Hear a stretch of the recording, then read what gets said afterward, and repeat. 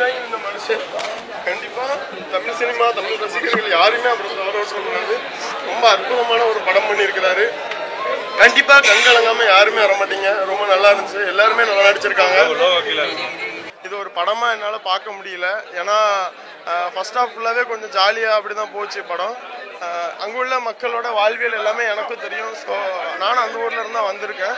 ஆனால் second half பார்க்கும்போது வந்து இவ்வளோ வலிதாங்கி ஒரு மனுஷனால் இருக்க முடியுமா அப்படிங்கிறது வந்து என்னால் கண்டிப்பாக அது உணர முடிஞ்சுது. ஸோ கண்டிப்பாக யாராக இருந்தாலும் எமோஷ்னலாக ஃபீல் பண்ணி தான் வெளியே வருவீங்க. ஏன்னா எனக்கு வந்து ரொம்ப பிடிச்ச இயக்குனர்னா பாலா சார் தான் சொல்லுவேன். நேற்று ப்ரிவியூவில் வந்து பாலா சாரே வந்து இந்த படம் பார்த்துட்டு கண்கலங்கி வந்திருக்காரு. ஸோ அவராலேயே தாங்க முடியாதுங்கும் போது நம்மலாம் ஏமாத்துறோம். ஸோ அப்படியே ஒரு தாக்கத்தை இந்த படம் கண்டிப்பாக கொடுக்கும் எல்லாருக்குமே. குறிப்பாக இவரோட சானாவோட மியூசிக் இந்த படத்துக்கு ஒரு மிகப்பெரிய ப்ளஸ்ஸாக இருக்குது. அப்புறம் தேனி ஈஸ்வரன் இருக்காங்கல்ல, அவங்களோட சினிமாட்டோகிராஃபி ரொம்ப நல்லாவே இருக்குது படத்தில். ஸோ எல்லாருமே எல்லா ஆர்டிஸ்ட்டும் எல்லா இயக்குனர்கள் துணை இயக்குனர்கள் எல்லாருமே இந்த படத்துக்கு அவ்வளோ எஃபர்ட் போட்டிருக்காங்க. ஸோ கண்டிப்பாக பாருங்கள், எல்லாருக்குமே பிடிக்கும் இந்த படம்.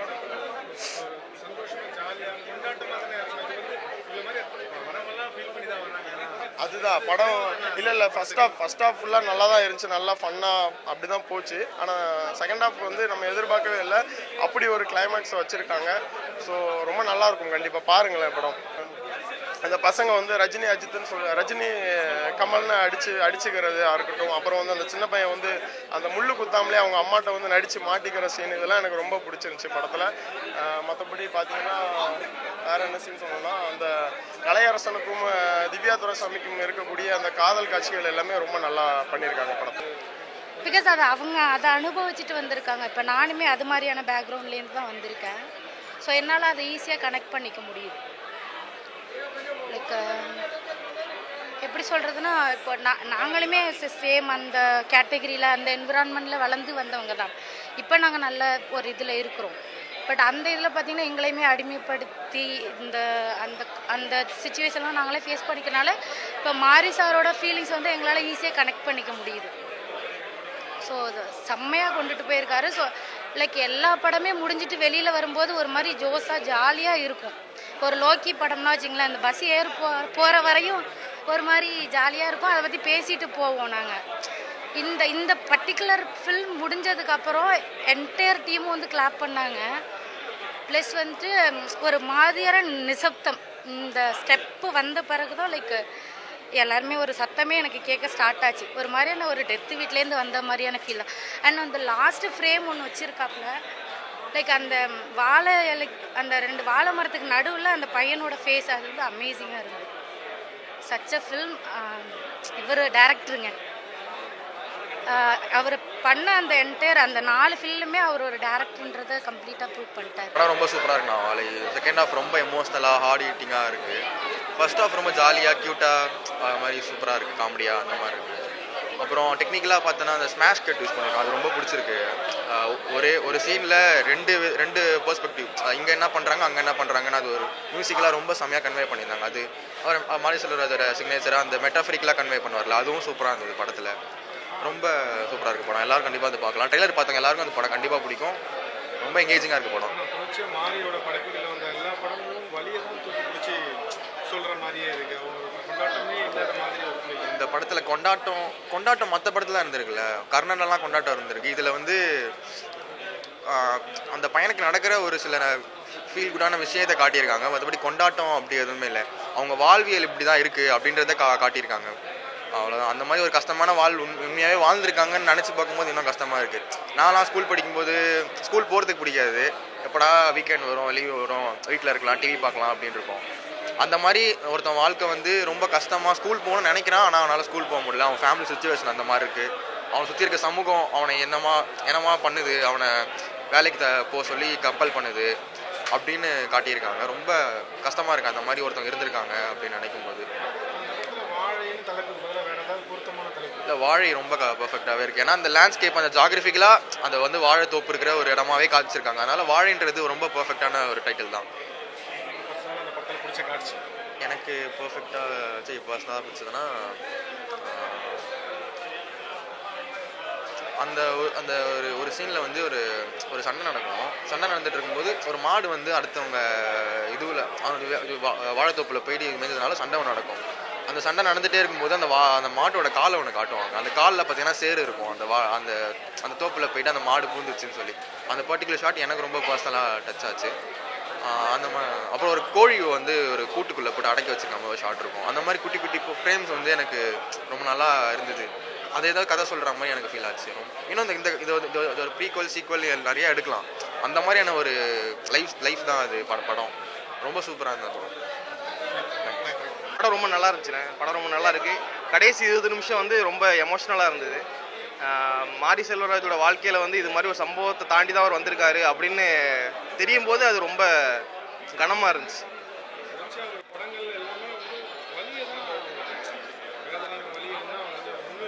இல்லை அப்படி இல்லை, அப்படி சொல்ல முடியாது. என்ன சொல்கிறது, எல்லாரோட வாழ்க்கையிலையுமே ஒரு எமோஷ்னலான ஒரு சம்பவம் இருக்கும்ல. சந்தோஷம் மட்டுமே வாழ்க்கையில் இல்லை, சம்பவம் இருக்கும். அதை மட்டும் அவர் காட்டியிருக்காரு, அவ்வளோதான். மற்றபடி வந்து படத்தில் காமெடி அந்த மாதிரிலாம் இல்லைன்னா சொல்ல முடியாது. அங்கங்கே கொஞ்சம் கொஞ்சம் இருக்குது. பட் அந்த எமோஷ்னலான சம்பவத்தை 2.5 மணி நேரத்தில் அதை மட்டும்தான் அவரால் சொல்ல முடிஞ்சிருக்கு. அதனால் அது ஓகே.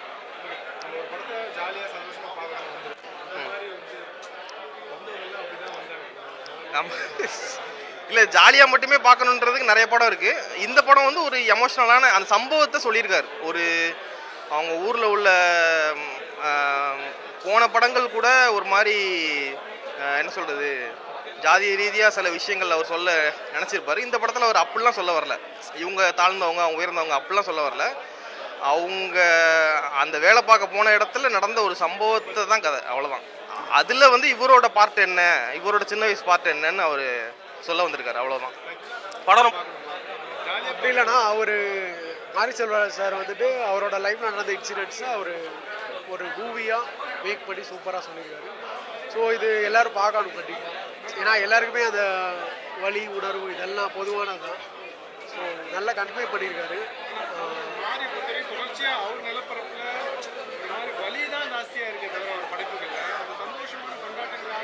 இல்லை, ஒவ்வொரு மனுஷங்களுக்கும் சந்தோஷம் வரும். பட் லைஃப் எல்லாருக்கும் ஒரே மாதிரி இருக்க போகிறது இல்லைல்ல. சில பேர் கஷ்டம் மட்டுமே பட்டுருப்பாங்க, சில பேருக்கு லைஃப் சந்தோஷமாகவே போகும். ஸோ அவர் கஷ்டப்பட்டிருக்காரு. இன்றைக்கி அந்த கஷ்டத்தை வந்து நம்மகிட்ட வந்து ஷேர் பண்ணிக்கிறாரு, அவ்வளோதான். ஸோ நல்லா இருக்குது, எல்லோரும் பார்க்கணும். ஆமாம், ரொம்ப எமோஷ்னலாக இருக்குது. ஒரு மாதிரி ஒரு இம்பேக்ட் கிரியேட் பண்ணுது. ஸோ நல்லா இருக்குது. அவரோட படைப்புகள் எல்லாமே நல்லா இருக்குது. மியூசிக் தான் அந்த படத்தில் ஸ்டாண்ட் பண்ணியிருக்கு. ரொம்ப சூப்பராக அவர் அந்த பையன் சொல்லக்கூடாதா இல்லை எப்படின்னு தெரியல, அந்த பையன் சாப்பிடவே முடியல கடைசி வரைக்கும். ஒரு வாய் சோறு கூட சாப்பிட முடியல. அந்த இடத்துல எனக்கு ஒரு மாதிரி ரொம்ப டச்சாக இருந்துச்சு. ஏன்னா என் லைஃப்லேயே அந்த மாதிரி இன்சிடென்ட் நடந்திருக்கு. பசி அந்த பையனுக்கு தெரியாது நடக்கிறது எதுவுமே. அந்த பசி அவன் உணர்ந்து போய் சாப்பிட போகிறான். அந்த சாப்பாடை கூட சாப்பிட முடியாத அளவுக்கு அந்த சமுதாயம் வந்து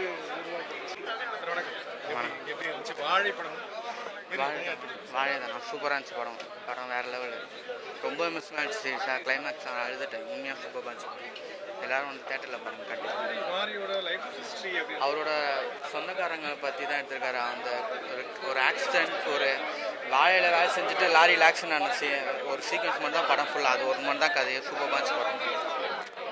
ஒரு க்ரியேட்டிவிட்டி, நேட்டிவிட்டி, நெல்லை, எங்கள் ஊரோட ஸ்லாங் எல்லாமே அவரோட வாழ்வியெல்லாம் எடுத்திருக்காரு.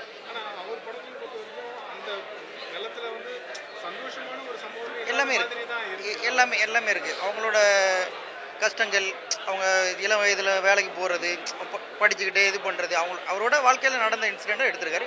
ரொம்ப நல்லா பண்ணியிருக்காரு.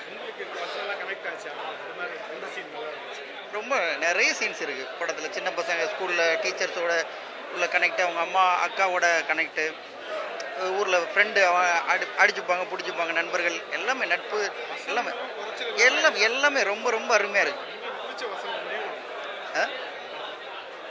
படத்தில். அந்த பையனும் அந்த சேகருக்கும் அவனுக்கும் உள்ள கான்வர்சேஷன்லாம் நிறைய இருக்குது. அந்த ஃப்ரெண்ட் அவங்க 2 பேருக்குலாம் அது சொல்ல அதை பாருங்கள், ரொம்ப நல்லா இருக்குது.